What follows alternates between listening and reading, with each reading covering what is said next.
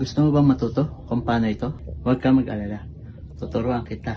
Pero bago yan, intro muna tayo.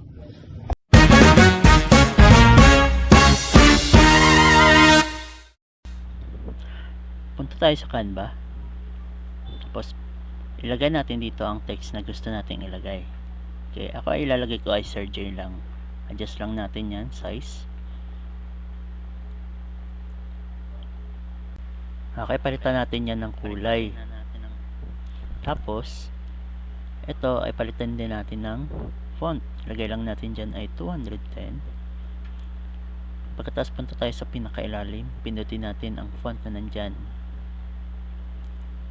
At yan na ang ating pangalan. Palitan natin to ng kulay ang background. Dapat mapatungan natin yan ng color puti.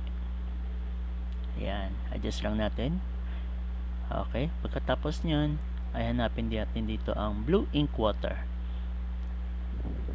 Ayan, piliin natin yung video at adjust lang natin ang size. Ayan, tapos punta tayo sa layer, send to back. Voila, ayan na ang ating final result. Sana ay natulungan ko kayo. Maraming salamat.